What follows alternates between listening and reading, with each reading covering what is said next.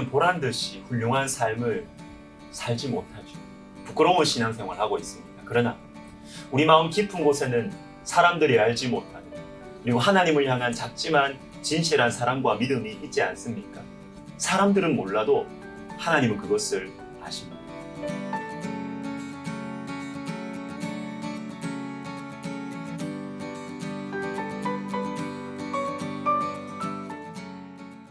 말라기에는 마지막에 예수 그리스도와 세례 요한을 통한 하나님의 구원을 미리 보여주시는 희망의 메시지도 있습니다. 그러나 당시의 사람들에 대해서는 거의 다 부정적으로 말씀하십니다. 사람들 전체, 나라 전체, 교회 전체가 타락하고 변질되었다는 것이죠. 그런데 오늘 본문은 당시의 하나님 백성들에 대해서 유일하게 희망적으로, 긍정적으로 말씀하시는 부분입니다. 대부분이 하나님을 멀리하고 멸시하지만 어떤 사람들은 달랐던 것입니다. 누구일까요? 오늘 본문에는 완전히 다른 두 종류의 사람들이 나옵니다. 먼저 하나님을 멸시하는 사람들. 14절을 보시면 너희가 말하기를 하나님을 섬기는 것이 헛되니, 15절에는 지금 우리는 교만한 자가 복되다 하며 악을 행하는 자가 번성하며 하나님을 시험하는 자가 화를 면한다 하노라. 말이 많습니다. 그리고 내용도 분명해요. 믿음으로 사는 것 아무 소용없다. 예수 믿어도 별 것 없네. 그러니까 내 욕심대로 사는 것이 훨씬 좋다는 것입니다. 근데 16절을 보십시오.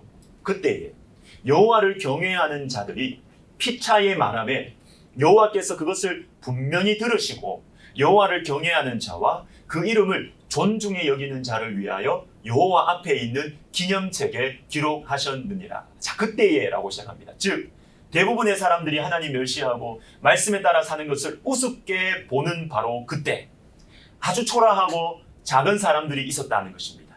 여호와를 경외하는 자들, 이들이 희망이었습니다. 그러나 이 사람들의 겉모습은 초라했습니다. 16절 다시 볼까요? 그때에 여호와를 경외하는 자들이 피차에 말하며, 근데 말은 하는데 그 말하는 내용이 안 나와요. 앞에 나온 하나님 멸시하는 사람들의 말은 많습니다.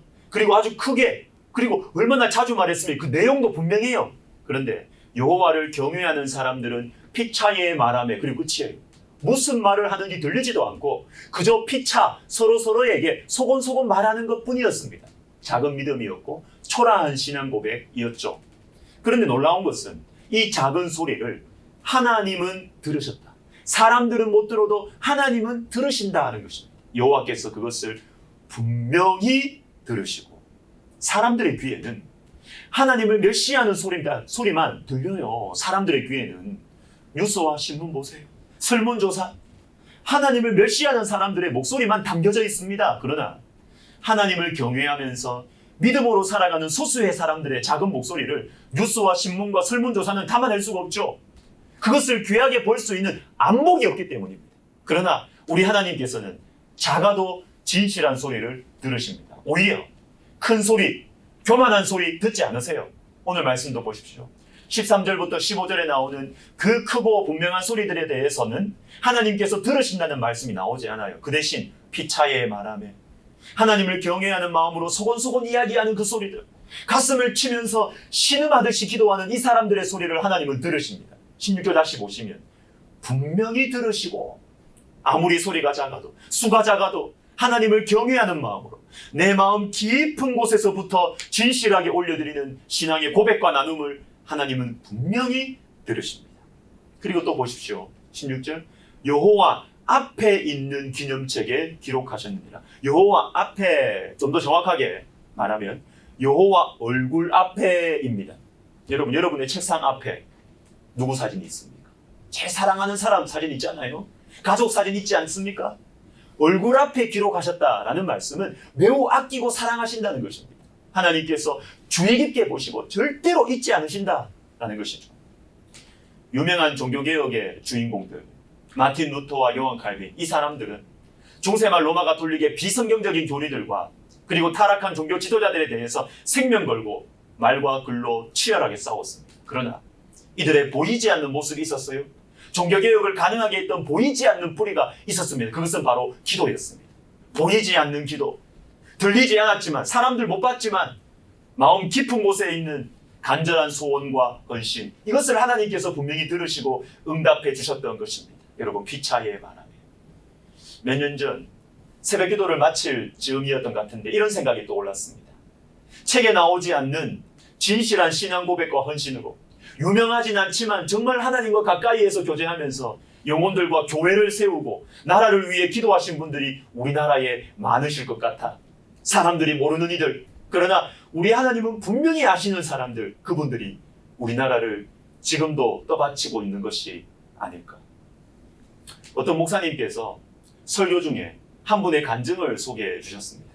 이분이 오랫동안 질문하고 기도했던 한 가지가 있었는데, 천국에서 진짜 위대한 사람, 큰 사람을 이 땅에서 한번 만나게 해주십시오 였습니다. 하나님께서 응답해 주셨어요. 기도 중에 환상을 보여주시면서 이분을 어디로 데리고 가셨다고 해요. 우리나라 저 낙도 오지 섬에, 거기에 계신 아주 늙으신 목사님, 몇 명 없는 그 섬에서 짐 싸서 나오려고 하다가도 영혼들이 눈에 밟혀서 돌아가고 또 돌아가고, 그렇게 하다가 인생 다 가버렸어요.